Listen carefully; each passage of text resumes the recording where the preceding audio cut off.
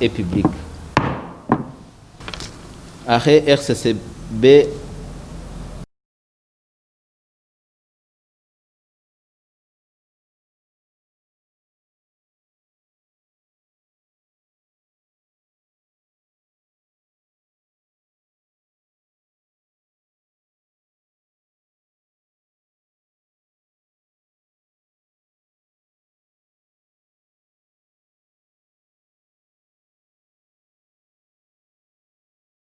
Bref, le 11 juin 2020,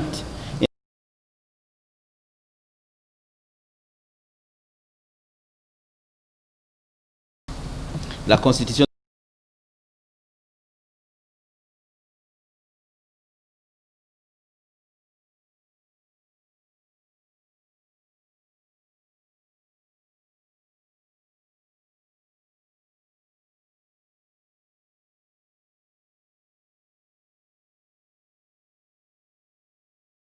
que les deux vice-présidents de la République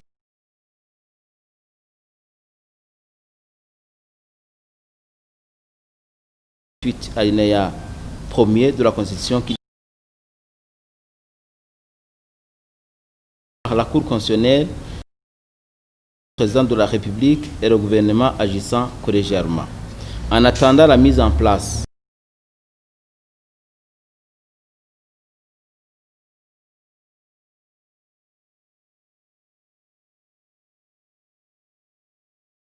de nouvelles institutions élues. Considérant que la compétence de la Cour est tirée de l'article 234 de la Constitution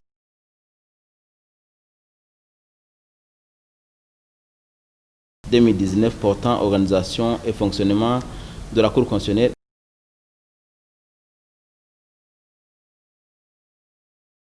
la Cour constitutionnelle est compétente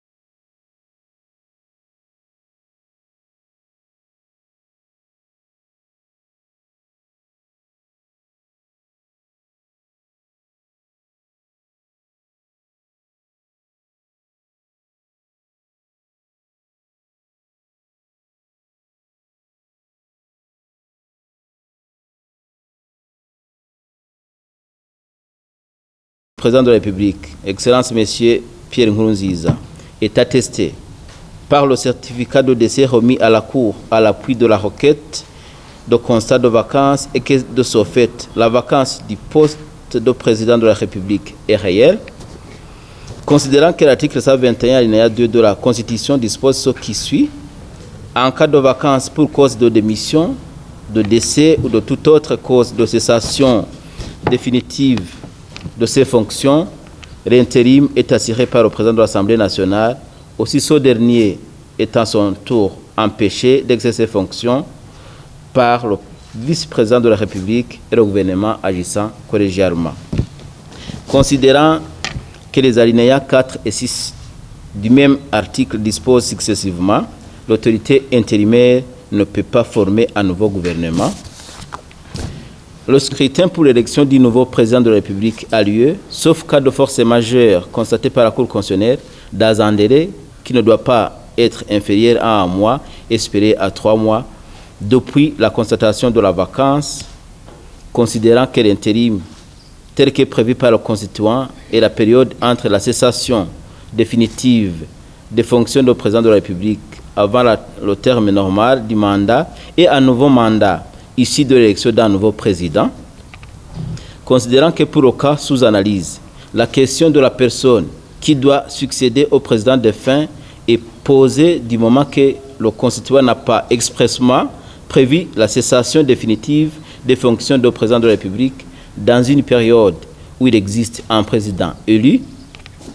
qu'il est cependant possible de dégager la volonté du constituant à travers les différentes dispositions de l'article 121 de la Constitution, considérant que la lecture combinée des alinéas 4 et 6 ci-haut cités fait ressortir une volonté du constituant de combler le vide de pouvoir entre la mort du président en exercice et l'entrée en fonction d'un nouveau président de la République élu, considérant que l'intérim prévu par le constituant a pour objet la préparation des élections d'un nouveau président dans un cadre temporel limité, que l'intérimaire n'est pas désigné pour terminer le mandat en cours, mais pour organiser l'élection d'un nouveau président dans un délai maximum de 3 mois, tel que sera ressorti des 2 alinéas ci-haut cités, considérant cependant que le décès du président Pierre Nkurunziza survient au lendemain des élections ayant donné lieu à l'élection d'un nouveau président en la personne de M. Évariste Ndayishimiye, qui n'attendait que la prestation de serment pour prendre ses fonctions, considérant que son élection a par ailleurs été validée par la Cour d'Océan qui a décidé, dans son arrêt RCCB 387, que le président élu prendra ses fonctions après sa prestation de serment,